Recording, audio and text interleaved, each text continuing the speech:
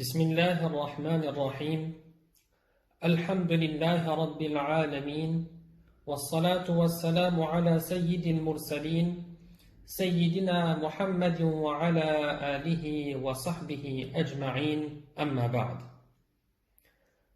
Chères mères et sœurs, chers frères, Assalamu alaikum wa rahmatullahi wa barakatuh. Toutes louanges reviennent à Allah, le très clément, le très miséricordieux. Le prophète sallallahu alayhi wa sallam a dit: le mois de Ramadan vous est venu. C'est un mois béni dans lequel Allah vous a imposé de jeûner. Durant ce mois, les portes des cieux sont ouvertes, les portes de l'enfer sont fermées, les diables sont enchaînés. Allah a dans ce mois une nuit qui est meilleure que 1000 mois. Celui qui est privé de son bien est vraiment privé de tout bien. Dès la venue du mois béni de Ramadan, le prophète sallallahu alayhi wa sallam a rappelé l'importance de cette merveilleuse nuit, qui est Laylatul Qadr.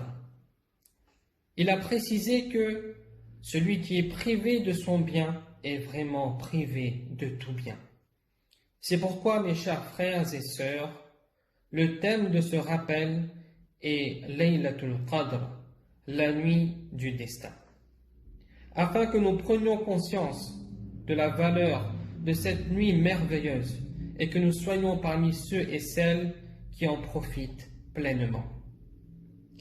Avant de continuer, il est important de rappeler deux notions. Premièrement, l'intention. Pourquoi est-ce que j'écoute ce programme? Nous profiterons d'après notre intention. Si le but est de passer le temps va passer, sans plus.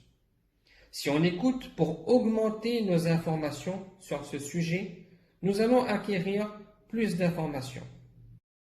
Et si notre intention est de mettre en pratique les paroles profitables, alors qu'Allah accepte ces quelques minutes d'écoute et d'attention, et Inch'Allah, ce sera un moyen d'emmener en pratique des actions qui attireront le contentement d'Allah. La deuxième notion à rappeler est celle de la foi, la croyance.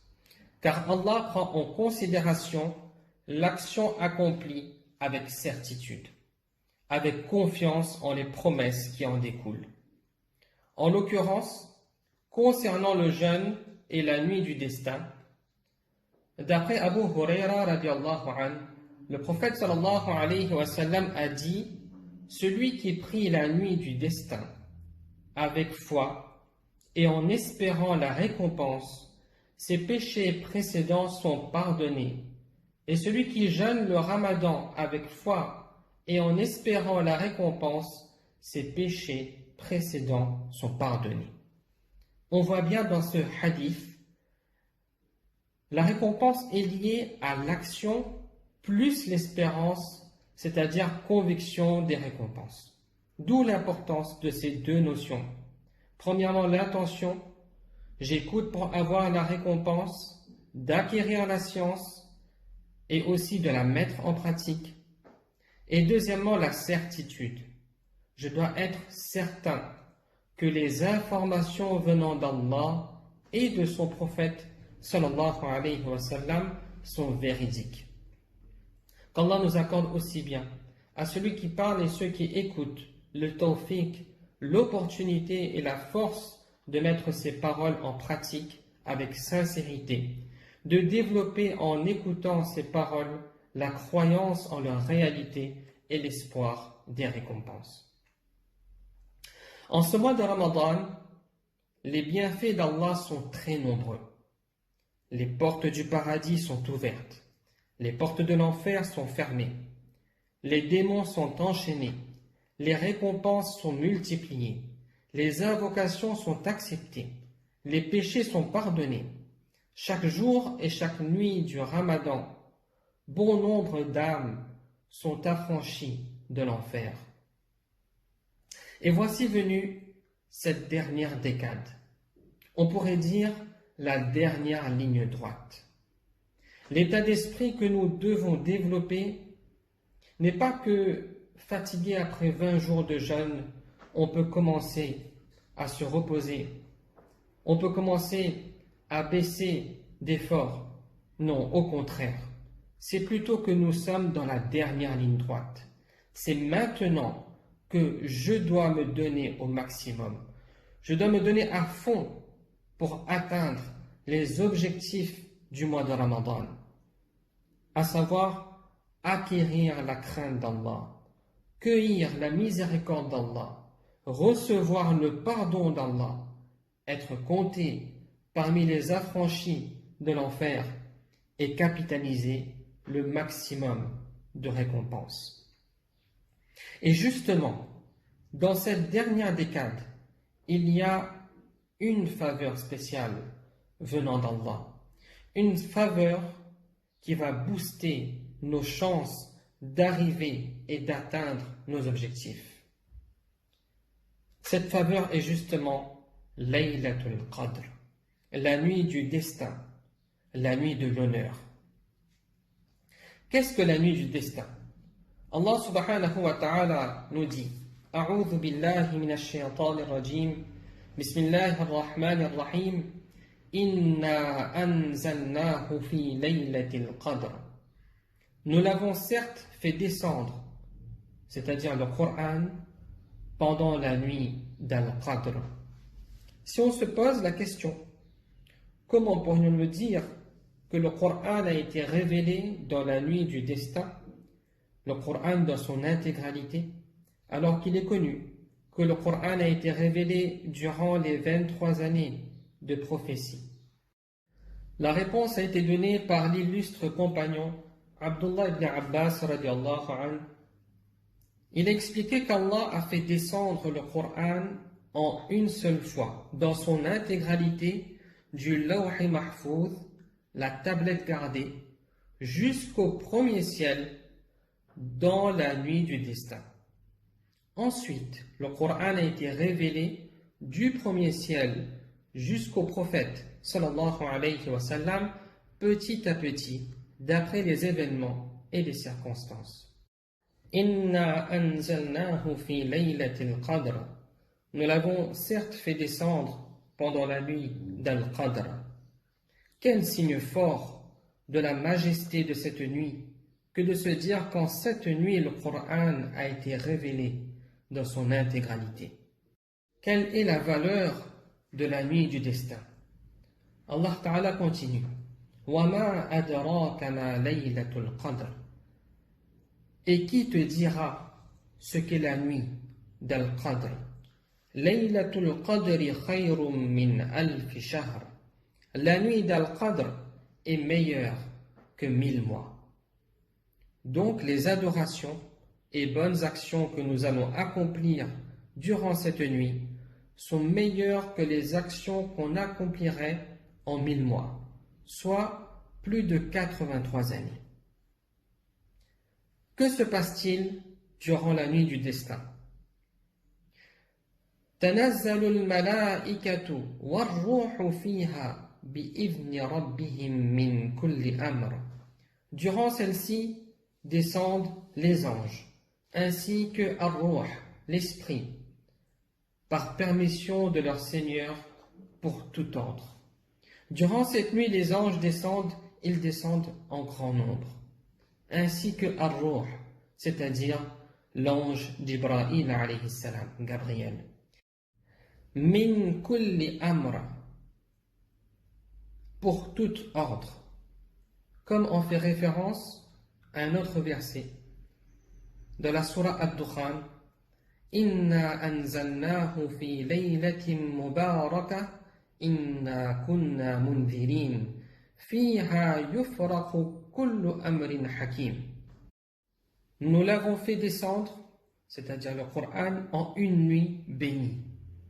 Nous sommes en vérité celui qui avertit, durant laquelle est décidé tout ordre sage.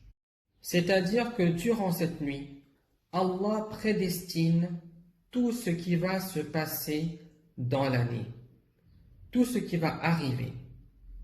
Allah a certes destiné toutes choses et tout le destin est dans le Lawh Mahfouz, la tablette gardée. Mais il y a une prédestination qui se fait chaque année, qui est remise aux anges durant la nuit du destin. La liste de ceux qui vont naître, qui vont mourir, ceux qui vont faire le pèlerinage, la subsistance qui va atteindre chacun, etc. Tout ce qui va se passer durant une année. D'où l'importance, durant cette nuit, d'être en adoration. Et quels sont les signes de cette nuit? Allah Ta'ala finit la sourate en disant Salamun hiya hatta matla'il fajr. Le premier signe de cette nuit, nous dit le Coran, elle est paix et salut jusqu'à l'apparition de l'aube. Le premier signe, nous explique le Coran, est que cette nuit est tranquille, paisible, sereine. Un second signe nous est rapporté par Ubay bin Ka'ab radiallahu anhu, qui dit concernant la nuit du destin: son signe est que le soleil se lève le matin qui la suit, clair et sans rayon. Quant à Dieu, la nuit du destin. L'imam Ibn Hajar, rahimahullah, a cité dans son ouvrage Fathul Bari, commentaire de Sahih al-Bukhari, que les savants ont divergé en une quarantaine d'avis sur la nuit du destin. Et il a mentionné que l'avis le plus juste, par lequel il est possible de rassembler entre les textes, est qu'elle a lieu durant les nuits impaires des 10 dernières nuits du mois de Ramadan, et qu'elle change d'une année à l'autre.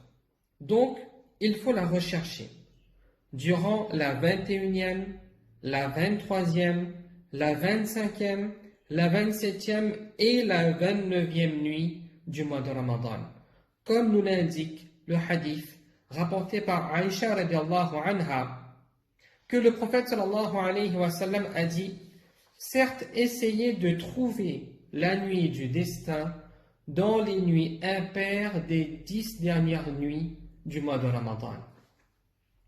Que faire durant ces nuits? Regardons le meilleur modèle, celui de notre bien-aimé prophète sallallahu alayhi wa sallam.